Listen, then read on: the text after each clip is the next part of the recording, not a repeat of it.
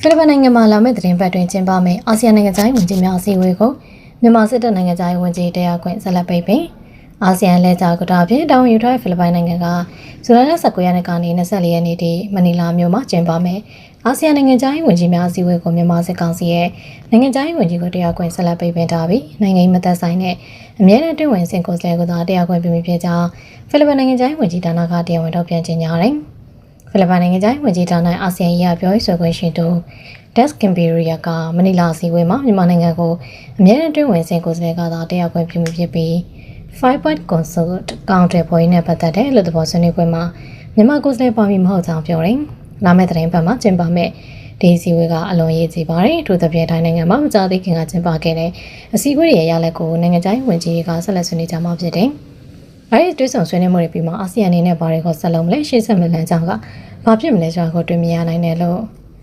Das Imperial ကသတင်းစာရှင်းလင်းပွဲမှာပြောတယ်။ထို့ပြင်အာဆီယံနိုင်ငံခြားရေးဝန်ကြီးများအစည်းအဝေးမှာမြန်မာနိုင်ငံရဲ့နိုင်ငံရေးတက်တဲ့နဲ့ပတ်သက်ပြီးအာဆီယံနေဖြင့်ရှေ့ဆက်ဆောင်ရွက်မယ့်အနာဂတ်လုပ်ငန်းစဉ်တွေကိုလည်းဆက်လက်ဆွေးနွေးသွားကြပြီဖြစ်ကြောင်းသိရတယ်။အဆိုပါအစည်းအဝေးမှာမြန်မာနိုင်ငံဆိုင်ရာအာဆီယံရဲ့ပုံသဘောတူညီချက်အကောင့်တွေပေါ်ရင်းနဲ့ပတ်သက်တဲ့အလို့သဘောတိုးချက်ဆွေးနွေးပွဲကိုလည်းကျင်းပမိဖြစ်ပြီးရင်းဆွေးနွေးပွဲကပြီးခဲ့တဲ့နေ့ကနေကထိုင်းနိုင်ငံမှာကျင်းပခဲ့တဲ့2021ခုနှစ်စစ်တပ်အာဏာသိမ်းပြီးနောက်ပိုင်းပထမဆုံးချိန်အာဆီယံနိုင်ငံခြားရေးဝန်ကြီးနဲ့မြန်မာကိုယ်စားလှယ်တို့နိုင်ငံချင်းဆိုင်တွေ့ဆုံဆွေးနွေးမှုပြီးဆက်လက်ကျင်းပမိဖြစ်ကြောင်းသိရတယ်။ထိုင်းနိုင်ငံကလည်းမြန်မာနိုင်ငံကိုအာဆီယံအတွင်းတဖြည်းဖြည်းပြည်내ပေါင်းစည်းနိုင်ရေးနဲ့ 5-point consult ကောင်တယ်ပေါ်ရင်မှာတိုးတက်မှုရရှိစေရန်ရည်ရွယ်တဲ့အဆင့်လိုက်ပြည်내တိတွေဆက်ဆံရေးမူဝါဒကိုကျင့်သုံးသွားမယ်လို့မကြာသေးမီကကြေညာတယ်။အာဆီယံက2021ခုနှစ်စစ်တပ်အာဏာသိမ်းပြီးနောက်ပိုင်းမြန်မာစစ်ကောင်စီရဲ့ကိုယ်စားလှယ်တွေကိုနိုင်ငံခြားရေးဝန်ကြီးအစည်းအဝေးတွေအာဆီယံထိပ်သီးအစည်းအဝေးနဲ့တခြားအဆင့်မြင့်အစည်းအဝေးကိုတရားခွင့်ပြုပဲနိုင်ငံရေးနဲ့မသက်ဆိုင်တဲ့ကိုယ်စားလှယ်တွေကိုသာတရားခွင့်ပြုထားတယ်။ယခုမနီလာမှာကျင်းပမယ့်အစည်းအဝေးမှာလည်းအဆိုပါမူဝါဒကိုဆက်လက်ကျင့်သုံးပြီးဖြစ်ရစစ်ကောင်စီရဲ့နိုင်ငံခြားရေးဝန်ကြီးမှအစည်းအဝေးတရားခွင့်ရရှိမည်မဟုတ်ဘဲနဲ့ပြီးခဲ့တဲ့ထိုင်းနိုင်ငံမှာကျင်းပခဲ့အာဆီယံနိုင်ငံခြားရေးဝန်ကြီးများအစည်းအဝေးမှာမြန်မာနိုင်ငံရေးကိုဖြည့်ရှင်းရမှာ 5-point consult ကအာဆီယံအဓိကလမ်းညွှန်မှုပေါင်းဖြစ်ဆက်လက်တည်ရှိနေစေဖြစ်ကြောင်းထပ်မံတည်ပြုခဲ့ပြီးလာမယ့်မနီလာစီဝေးမှာလည်းမြန်မာရေးနဲ့ပတ်သက်တဲ့ရှေ့ဆက်ဆောင်ရွက်မယ့်အစီအစဉ်တွေကိုနိုင်ငံခြားရေးဝန်ကြီးတွေကဆက်လက်ဆွေးနွေးတာပဲရှိကြောင်းသိရတယ်။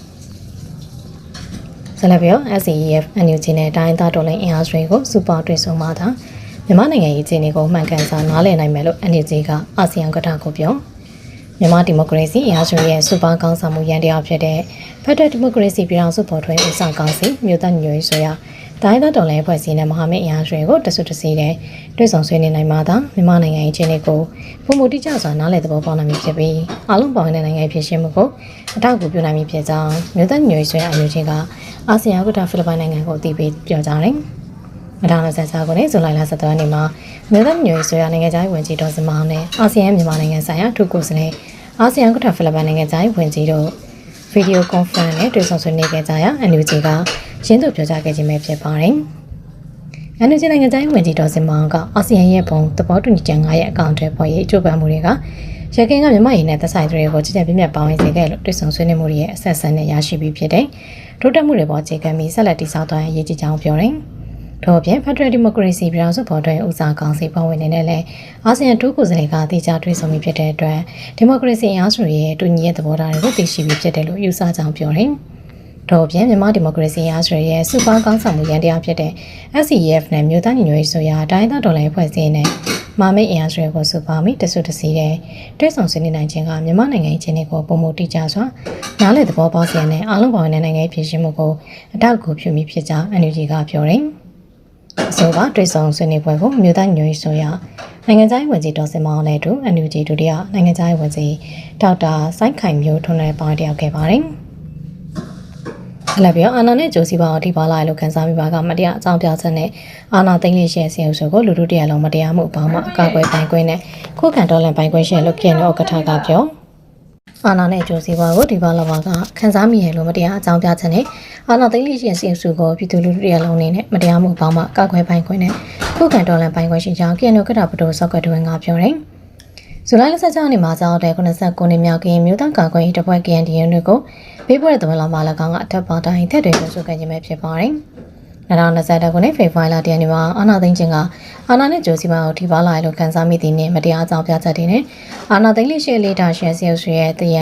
ရုတ်တံကိုဧကန်အမှန်ပြသခြင်းဖြစ်ကြောင်းတရုတ်စုကကြားလူမျိုးရေးနဲ့ ပြည်သူလူထုရဲ့တောင်းဆိုမှုတွေကိုလည်းလူရှုခဲ့ပြီးအာဏာတည်မြဲရေးအတွက်မတရားတဲ့နည်းလမ်းတွေကိုအသုံးပြုကပြည်သူလူထုနဲ့ကြားသောလူမျိုးတွေရဲ့မွေးရပါအခွင့်အရေးတွေကိုပေါ်ပေါ်တင်တင်ချိုးဖောက်လျက်ရှိကြောင်းသတိပေးတယ်။ထို့သောလုပ်ရက်တွေကနိုင်ငံပြဿနာတွေအဖြစ်ရှာပြီးနိုင်ငံပြဿနာကိုဖြေရှင်းနိုင်မဲ့လုပ်ရက်အလင်းမဟုတ်ကြောင်းပလီဘက်ခါနဲ့ပြဿနာတွေပုံမှုရုပ်တွေသွားစီရင်လှုပ်ဆောင်နေတာဖြစ်ကြောင်း